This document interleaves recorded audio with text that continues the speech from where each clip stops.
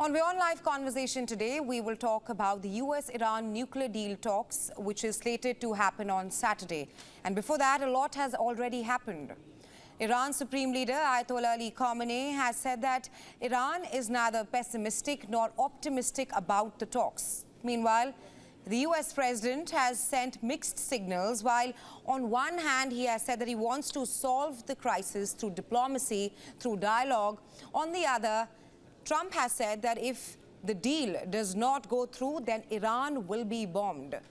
To talk on all of this and much more, I am now being joined by Dr. Sergej Sumeleni, defense expert and director, European Resilience Initiative Center. Thank you so much for being here with us today on WION, Dr. Sumeleni. Thank you so much for having invited me. Always a pleasure. Likewise, Dr. Sumeleni. Now, first up, what is your assessment of the talks between US and Iran, which is slated to take place on Saturday, with so much already happening prior to the talks? Well, we know that for the administration of Donald Trump, pressure is very high. Donald Trump has praised himself many times as one of the best negotiators the world has seen, if not the best negotiator the world has seen before. And he's currently involved in several negotiation processes. One is Russia-Ukraine war, another is Iran, and he cannot demonstrate a lot of success on any of these fronts. His promise to end Russia's war on Ukraine within one day has clearly failed. His all peace solution proposals have been practically rejected by Russia. It doesn't work. So now he needs to demonstrate a lot of success in the case of Iran, which is maybe not so easy for him, as Iran definitely will not go into a lot of concessions in this case. Right, absolutely. You speak of how Iran will not, it's not easy to tackle Iran at this point of time, because the Iranian foreign minister has also said that uranium enrichment is non-negotiable, and that's after Trump's special envoy, Steve Witkoff, urged for a halt in Iran's uranium enrichment program. Questions are now being raised on the fate of the round 2 talks between US and Iran, but I want to ask you that, do you think that Iran will be able to negotiate itself out of the talks? Well, for Iran, the situation is not very much easy as well, as we have seen that the United States have a lot of leverage against Iran. That is an undeniable fact. The United States can hit Iran when they want. They would never hit Russia, for example, to force Vladimir Putin to go into some concessions, but they can hit Iran to force Iran to go into some concessions. So it is not that easy for Iran. They can deny, of course, a lot of things, but if Donald Trump would like to demonstrate his decisiveness and his strength, there are a lot of options on the table. Missile strikes, strikes on infrastructure of Iran, strike on military installations in Iran, also targeted strikes on military leadership, like murder or killing of Iranian generals, which we have already witnessed before. So these are all options on the table, and he always can say, "Okay, our negotiation was very generous, our offer. We offered Iran everything, but they have not demonstrated any readiness to talk. So here we go on our tough side." That's true. That is what the United States can do. The question is, how much is Iran willing to demonstrate that they can go into some negotiations? Because now Iran also can say, "Okay, you go tough on us. We have also options. We can strike Israel again. We can support militant groups in Yemen, in other regions."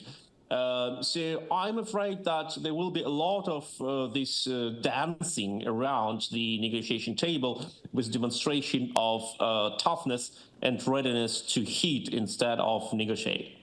Right, and another layer which adds to the complexity is also Trump's special envoy, Steve Witkoff's U-turn, because earlier he said that Iran can move forward with the enrichment uranium program to a small level. But this morning, he clearly said that Iran needs to eliminate How do you see this U-turn by Steve Witkoff complicating the talks?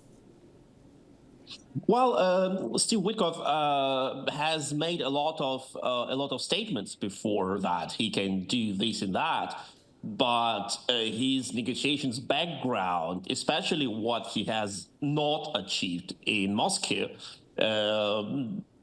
pictures him as a pretty weak negotiator. Like, look, he came to Moscow a week ago to negotiate with Vladimir Putin and to propose him some sort of negotiation. And next day, Russia hit Ukraine with ballistic missile, city of Sumy, killing 32 people, wounding 120. Is this something a good negotiator brings home as a result? No.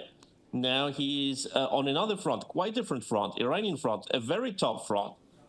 Is he ready for this task? I don't think so. Once again, his negotiations background and his results are very weak. What can he offer? I'm not sure he's capable for that mission, but we will see anyway very soon how strong his negotiation skills can be in the case of Iran. Right, and another country which is also possibly will play a major role is Russia. Just a short while ago, the Kremlin said that it is ready to help mediate US-Iran nuclear talks. And we do know that Russia holds the world's largest confirmed stockpile of nuclear weapons, and it has also been rather drawn a close military relationship with Iran. At this point of time, how do you see Russia's role in US-Iran talks? Russia would be totally happy to join these talks as a mediator or a negotiator or partner or whatever, only to improve its leverage, to increase its leverage against the United States. So that is Russia's constant policy. They want to be a part in any negotiation process, in any discussion, just to say, look, you cannot reach anything without us. But I'm afraid that Russia, even if Russia wanted, and I doubt very much that Russia would like to get to some negotiation result between Iran and the US, because Russia has its very solid interest in this conflict being continued. Because for Russia, it's important that the United States has not settled this conflict and is bothered by the existence of this conflict. But even if Russia would love to pressure on Iran and to force Iran into some sort of compromise with the US, what are the leverage of Russia? It is Russia which is dependent on Iranian Iranian deliveries, Iranian packages of Shahed drones, which Russia uses against Ukraine. It is Russia which is dependent on deliveries of other types of ammunition, like ballistic missiles from North Korea. They also want to get ballistic missiles from Iran. Iran has not sent ballistic missiles to Russia yet. So if anyone can have a leverage in Russia-Iran bilateral relations, it's Iran which can influence Russia and not vice versa.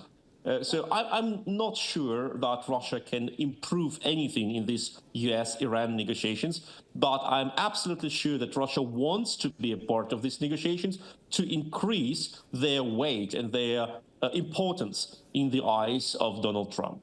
Right, my last question to you. Who will actually be making the final call during the talks? Will it be the United States of America, Russia, or Iran?